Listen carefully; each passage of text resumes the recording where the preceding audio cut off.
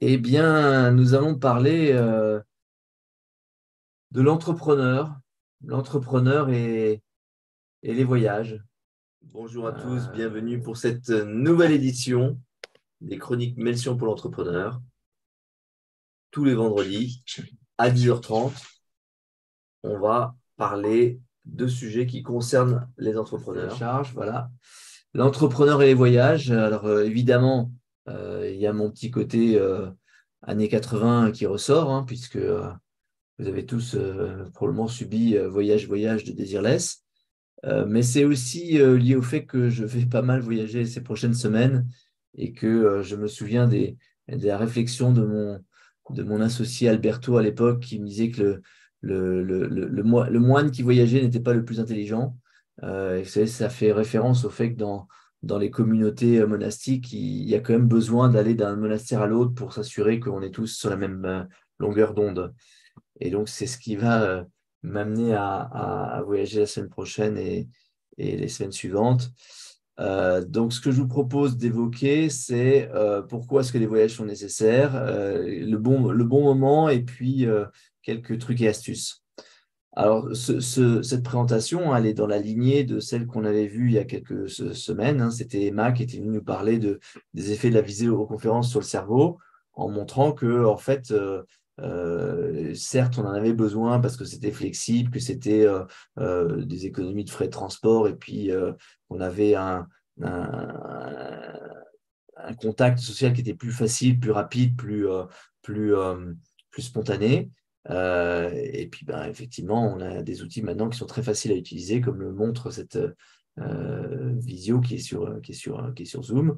Maintenant, il y a des effets, c'est-à-dire qu'on a des regards qui sont un peu bizarres. On ne se regarde pas les yeux dans les yeux, mais on regarde l'écran avec une caméra qui est décalée. Donc, on a des regards qui ne sont pas croisés. On a des informations non verbales qu'on ne voit pas, puisque vous voyez mon cadre, vous ne voyez pas mes mains.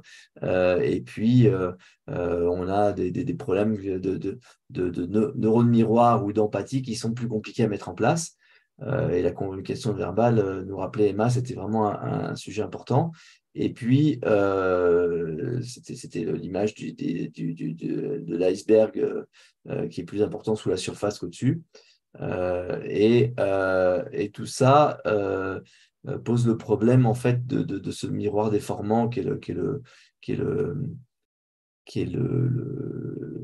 la conférence vidéo, puisque on se voit au moment où on fait cette présentation, et donc ça nous perturbe, et que on a un brouillage des interactions, puisqu'en fait les applications ne permettent pas à tout le monde de parler en même temps.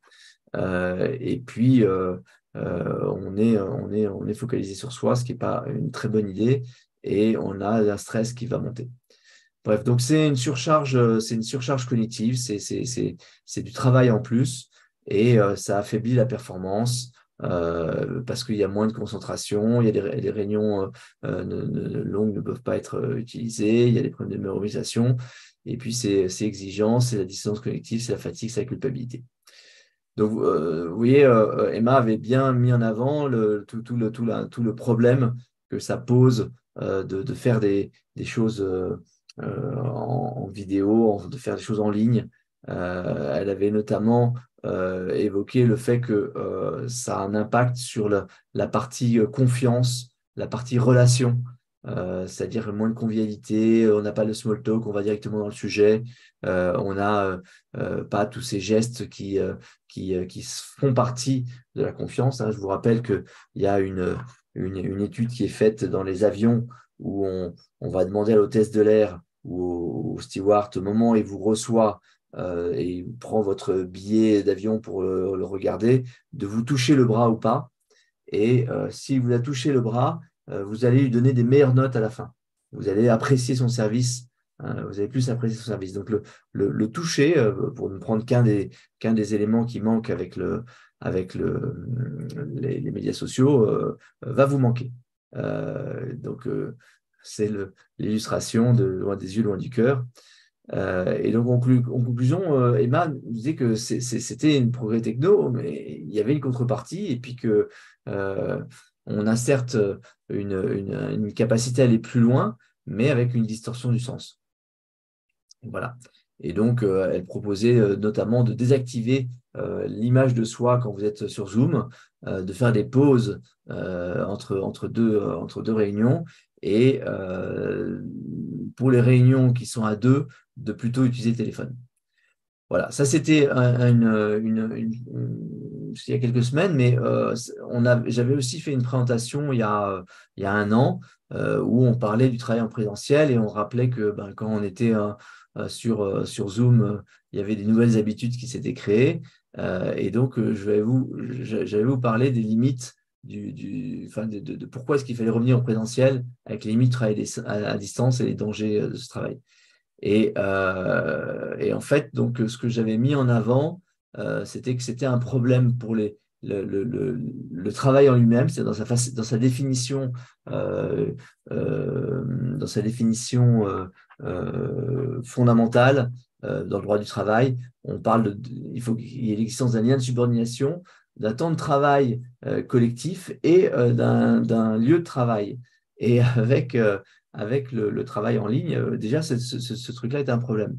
Après, il y a la question d'une condition de travail, puisque quand vous parlez aux gens qui sont en visio, ils peuvent avoir des enfants, ils ne peuvent pas être bien installés, ils peuvent avoir des problèmes d'ergonomie, qui est un problème pour l'entrepreneur, puisqu'il est responsable de la santé de ses collaborateurs.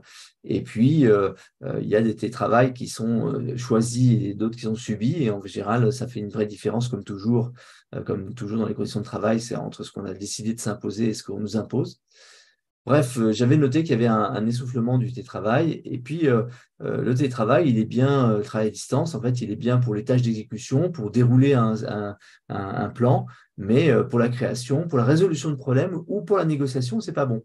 Or, il y a des tas de sujets où on est en négociation. Donc, il va falloir se déplacer.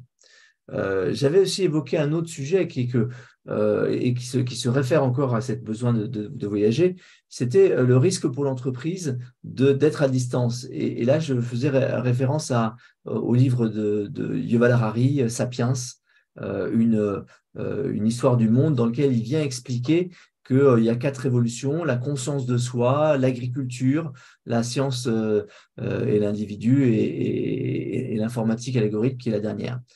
C'est très contestable, hein, c'est une vision, mais c'est intéressant parce qu'il y a toute une partie où il va expliquer que l'entreprise, c'est une pure œuvre d'imagination.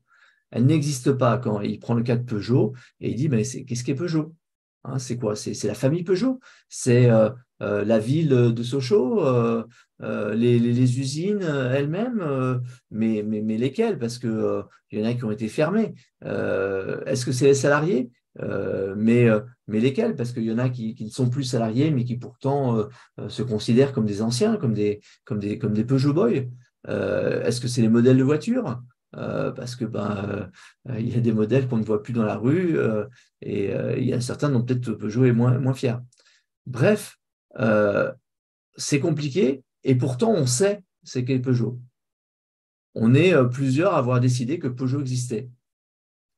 Et pour votre entreprise, c'est la même chose. Est-ce qu'elle existe pour les collaborateurs, pour les clients, les fournisseurs? Quelle est sa matérialité? Et se rencontrer, la rencontre physique fait partie notamment de la matérialité. Donc, pour résumer le besoin de cette rencontre physique, il y a le confort du face-à-face, hein, puisque la visio n'est pas confortable. La visio, comme je vous l'ai expliqué, comme Emma l'expliquait, il y a beaucoup de choses qui perturbent le cerveau. On est trop près de l'écran. C'est comme si on était en train de se parler à 10 cm du visage. Ce n'est acceptable que pour les gens avec lesquels on a une forme d'intimité. Il y a ces regards bizarres. Il y a le fait qu'on ne voit pas les mains, etc. Il y a donc la facilité de négocier, argumenter, qui est liée à cette proximité physique qu'on perd, qu'on gagne avec la rencontre physique. Il y a la matérialité d'entreprise, comme on vient d'en parler. Et puis, il y a des choses très importantes pour l'humain, c'est partager les émotions. Et ça fait référence notamment au in-grouping, c'est-à-dire au fait que les gens font partie de notre groupe. Et quand ils font partie de notre groupe, on arrive à les comprendre. Quand ils sont en dehors de notre groupe, quand ils sont dans le out-group, on a une récompense à les voir souffrir. C'est une expérience qui est faite régulièrement dans les universités américaines où on met des étudiants face à un acteur qui va porter le maillot de l'université AI concurrente de la nôtre. Et on va s'apercevoir que, mise en situation, l'étudiant va privilégier des choix qui le font peut-être perdre, mais font perdre beaucoup plus à l'autre. Donc, il va avoir un plaisir à voir l'autre souffrir qui est supérieur à sa perte, alors que gagner et faire gagner l'autre n'est pas du tout intéressant pour lui. C'est toute la notion de in-group, out-group que j'ai évoquée dans d'autres séquences.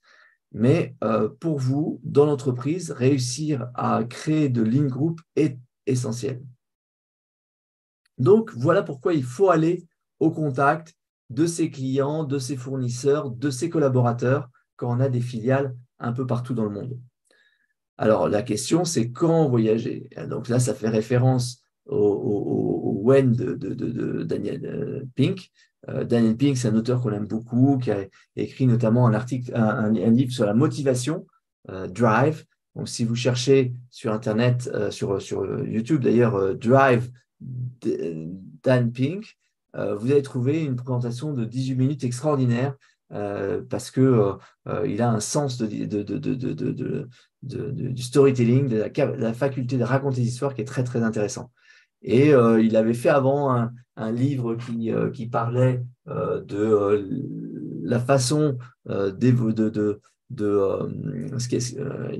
parlait de ce qu'il y avait d'important euh, à se préparer au monde du futur avec l'informatique, etc., qui était très intéressant. Il a fait un sur la vente. Et puis, donc, un des derniers qu'il a écrit, c'est sur le when, sur le quand est-ce qu'il faut faire les choses, parce qu'il y a des moments privilégiés parmi d'autres. Notamment, il explique qu'il ne faut pas aller se faire opérer dans un hôpital en début d'après-midi. C'est le pire moment, c'est l'endroit où il y a le plus d'accidents. Il vaut mieux être le matin quand tout le monde est frais que après le repas. C'est un exemple parmi d'autres, mais c'est intéressant. Il dit on se pose souvent la question du comment on va faire, du qu'est-ce qu'on va faire, du où on va faire, mais on se pose rarement la question du quand. Il y a un autre sujet qui est le sujet des saisons pour voyager. Parce qu'il y a des endroits où l'hiver, vous ne voyagez pas. Ou alors, il faut être prêt à changer de monde. Et c'est aussi bien en hiver qu'en septembre, par exemple, dans certains coins des États-Unis. Vos voyages vont être perturbés. Et puis, il y a des moments où il ne faut pas voyager, c'est les moments où vos interlocuteurs sont en vacances. Hein. Il y a des semaines aux États-Unis où il ne faut pas compter y aller parce que c'est Thanksgiving, parce que c'est les 2 semaines de vacances d'août, parce que c'est le moment où il y a le break du printemps. Bon, bah, ces moments-là ne sont pas adaptés. Et puis, un autre driver de quand voyager, c'est le moment où il y a des salons.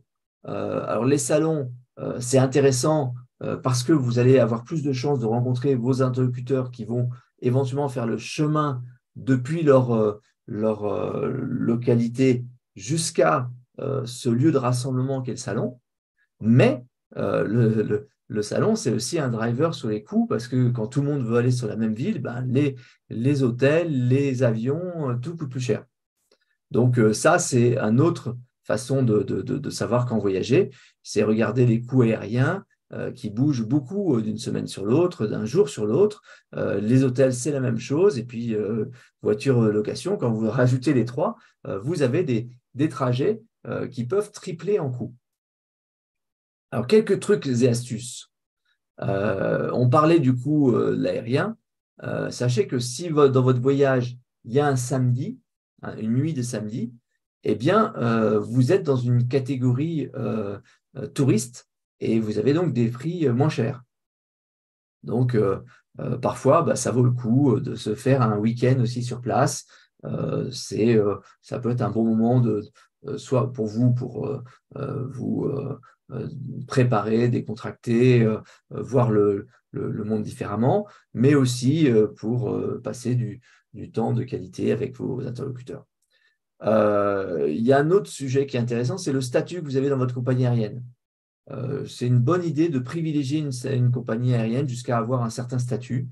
Moi, je suis souvent avec la compagnie United aux États-Unis et je suis maintenant un million miler. Donc, même si je ne vais pas voyager pendant une année avec la compagnie, je continue à avoir un statut de gold, donc qui me donne des avantages pour un certain nombre de mes achats. C'est-à-dire que je n'ai pas besoin d'acheter une place qui est euh, dans ce qu'on appelle l'économie plus, c'est-à-dire un siège économie, mais avec 15% de place en plus pour vos jambes, je l'ai statutairement. Donc, ça devient une forme d'économie assez intéressante. Le deuxième point, c'est de ne pas manger quand vous êtes dans l'avion, outre le fait que la bouffe est dégueulasse. En plus, ça va perturber votre adaptation aux horaires d'arrivée, parce qu'en général, la compagnie fait ça sur les horaires de départ. Donc, elle vous met en vous disant, bah, vous devez avoir faim puisqu'il est l'heure de dîner à Paris, alors que c'est l'heure de dormir à San Francisco, par exemple. Donc ça, c'est un autre point important.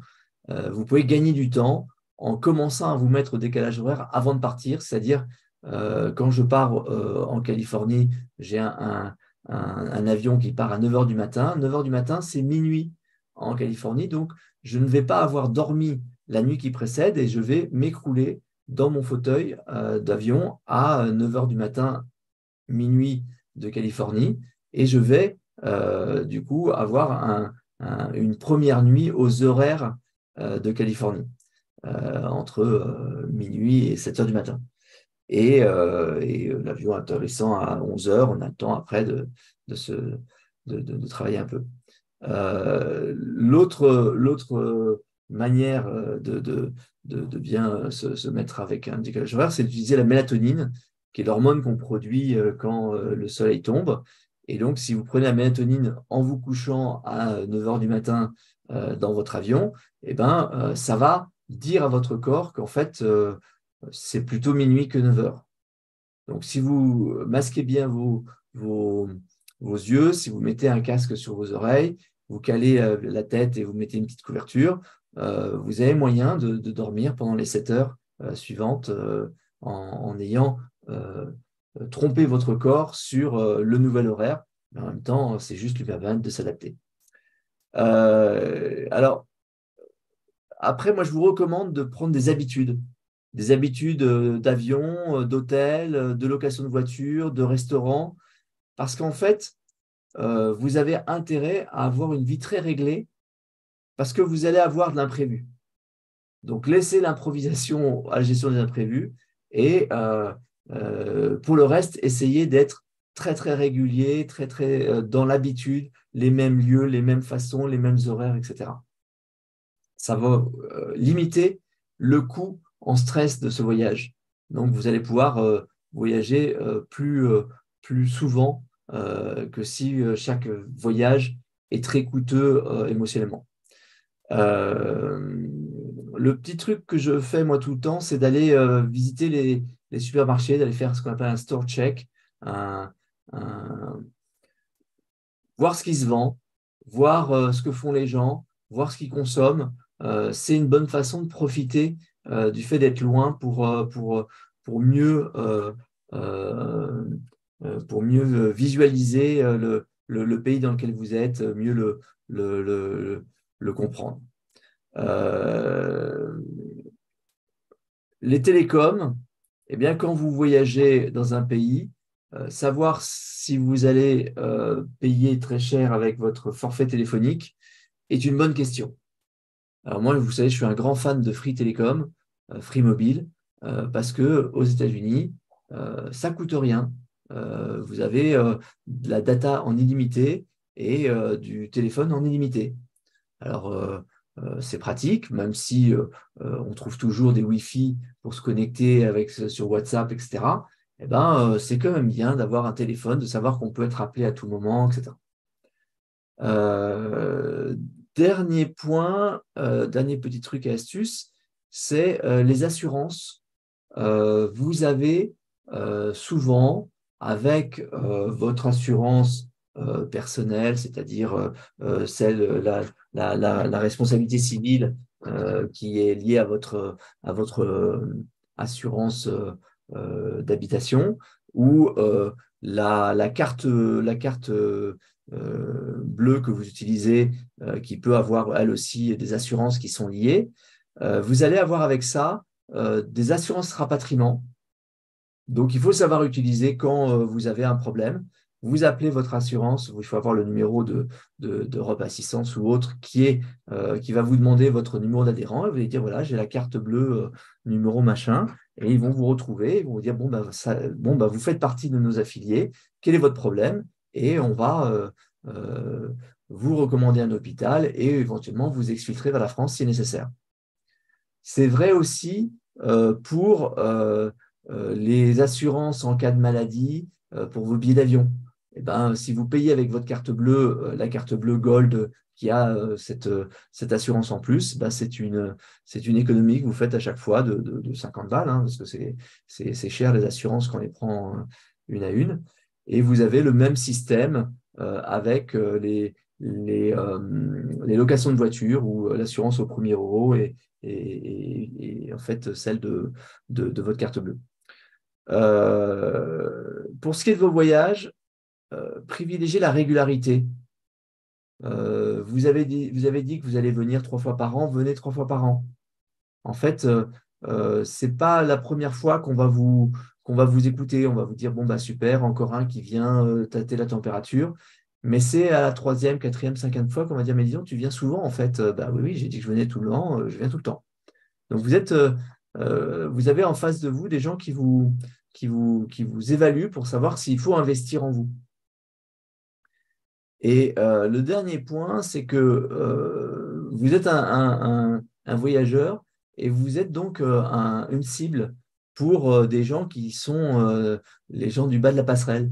C'est les gens qui attendent la descente d'avion et puis qui viennent vous expliquer que je peux m'occuper de toi. Et ils le font en général avec une très bonne marge. Et puis, ils envoient vers leurs copains qui leur donnent des rétrocessions, etc. Donc, c'est, euh, c'est souvent des gens qui ne sont pas forcément les plus intéressants, même si ce sont les premiers que vous allez rencontrer.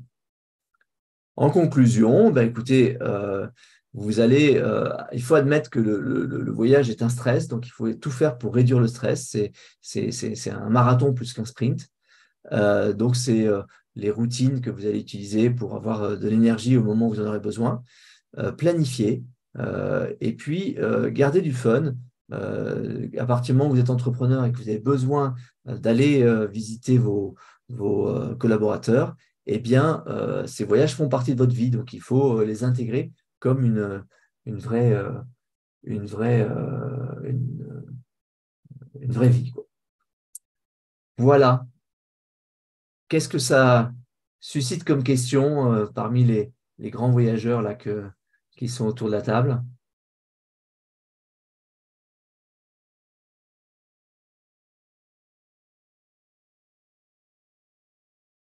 Tu es le plus grand voyageur de nous tous.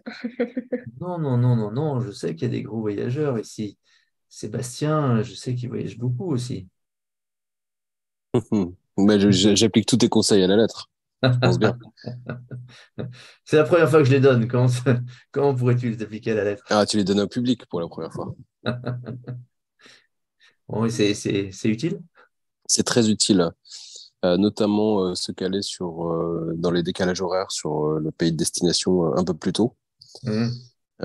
J'ai expérimenté il n'y a pas longtemps en allant en Argentine.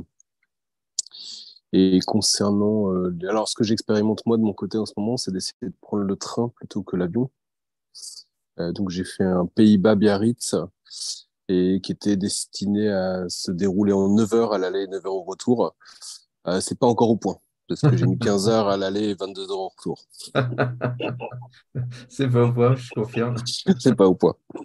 Mais pourquoi est-ce que tu as fait ça? J'ai fait ça parce que dans première, en fait, en train, tu as quand même de la place pour travailler et c'est Mhm. assez confortable. Donc, tu as des plages horaires de 3 heures, 4 heures où tu prends pas d'appel et donc tu peux te concentrer. Donc, ça, c'est vraiment très bien, notamment les places isolées où t'as pas de voisins. Mhm. Donc, en prenant ces billets longtemps à l'avance, voilà, pour des trajets de 2, 3, 4 heures en train, finalement, on est pas loin d'une demi-journée de travail et un peu comme si on louait un bureau. D'ailleurs, j'ai vu que le TGV italien là, qui fait Paris-Lyon propose maintenant des salles de réunion à la location entre Paris et Lyon. Une salle de réunion de 6 personnes pour faire le trajet. Donc voilà, cet usage-là, je le trouve beaucoup plus intéressant que l'intermodal avec l'avion où tu es obligé de changer de plusieurs fois. Enfin, tu as beaucoup de temps mort et tu as beaucoup de petits temps. Donc ça marche, sauf si tu as des changements. Et donc là, effectivement, tu as de plus en plus d'aléas qui s'accumulent. Bon, j'ai joué de malchance, hein. Il y avait grève, problème d'électricité, évacuation de la gare de Bordeaux à cause d'un colis. Enfin, j'ai tout eu en 3 jours. Mhm. Mais voilà, c'est pas encore tout à fait au point. Mhm. Ouais, donc c'est du stress en trop, hein. Mais c'est intéressant parce que ça fait partie des Quand tu es expérimentations confortablement qu'on peut se installé, c'est permettre. pas. Ouais, c'est ça, mais quand tu es confortablement installé, c'est pas si stressant que ça. Non, mais ce qui est stressant, c'est le fait que bon, comment tu vas faire pour ton rendez-vous, est-ce que les gens vont t'attendre, enfin, il y a des tas de sujets comme ça qui viennent se perturber en fait. Mais encore une fois, je Oui, pense voilà, que c'est intéressant d'expérimenter un point à chaque fois. exactement. Euh, et donc un point, c'est tiens, je vais expérimenter cet hôtel à la place des autres, tiens, je vais expérimenter ce système de voiture. C'est des choses qu'il faut se permettre, mais une chose à la fois. Exactement. Donc voilà, mon feedback sur le train, en tout cas, c'est que s'il y a un changement, c'est pas toujours au point. Alors, Frédéric pose la question de qu'est-ce que je recommande pour la partie hébergement, hôtel de luxe, standard, maison d'hôte, Airbnb, près de l'aéroport, en centre-ville. Alors, c'est une bonne question. Par exemple, à San Francisco, moi, je ne prends pas dans le centre-ville parce que ça coûte une fortune et que mes rendez-vous sont soit à San Francisco, soit dans le sud de la vallée. Donc, je me mets au milieu, donc c'est pas très loin de l'aéroport. J'ai repéré, je cherche le très bon rapport qualité-prix. Donc, souvent, c'est des petits boutiques hôtels euh, qui ont, qui en fait font l'effort sur l'intérieur de la chambre plus que sur le truc lui-même. Là, j'ai par exemple à Houston, j'ai dégoté un hôtel. C'est le motel années 50, mais années 50, c'est-à-dire qu'il y a des moments où on se demande si on ne va pas passer à travers le plancher quand on est sur sur le balcon qui dessert toutes les chambres. Mais la chambre elle-même, on est dans un truc design. Le lit est super, il y a des petites décos, etc. Tout est formidable. Ils ont repeint l'hôtel, des couleurs vives, etc. On voit que c'est ancien, mais on voit qu'il y a un effort qui est fait. La piscine est nickel. Le bar est très bien et très animé. Et en fait, ils ont fait du neuf avec du vieux. Du coup, c'est un prix qui est un prix de motel, mais l'hôtel, c'est un hôtel parfait. Donc la première fois quand je vais dans une nouvelle ville, je ne fais pas le malin, je prends un hôtel plutôt luxe, enfin plutôt au standard élevé, je regarde les autres possibilités la fois d'après. Donc toujours cette idée d'expérimenter une chose à la fois. Et je fais confiance aux, euh, aux recommandations, aux notations qui sont en général assez valides. Donc, je prends des 9 sur 10 dans les TripAdvisor et autres choses comme ça. Alors, combien de temps à l'avance je réserve l'hébergement? Ça, c'est une bonne question. Dans l'idéal, il y a une espèce de sweet spot à 15 jours avant le départ. C'est-à-dire qu'on a des prix qui se détendent au fur et à mesure qu'il y a de la place euh, sur les vols. C'est-à-dire que le vol, s'il est complet à 15 jours avant, il va prendre il va monter en prix quoi qu'il arrive. Donc, c'est trop tard. De toute façon, ce n'était pas un vol pour nous. Il faut décaler son vol. Mais s'il n'est pas assez plein, c'est ce moment-là que le yield management commence et que les prix chutent. Donc, il ne faut pas le faire trop tard parce que trop tard, le yield management fait remonter les prix. Mais 15, entre 3 semaines et 15 jours, c'est en général le bon prix. Et pour l'hébergement, c'est à peu près ça, sachant que le vrai problème des hébergements, c'est les salons. Quand il commence à y avoir une saturation sur la région, ben, le prix monte très vite en fait. Donc c'est pas, on l'aura pas longtemps. Alors si vous savez que vous allez à un salon professionnel, vous pouvez réserver l'hôtel 6 mois à l'avance. Là, c'est un peu le minimum pour avoir un prix à peu près acceptable.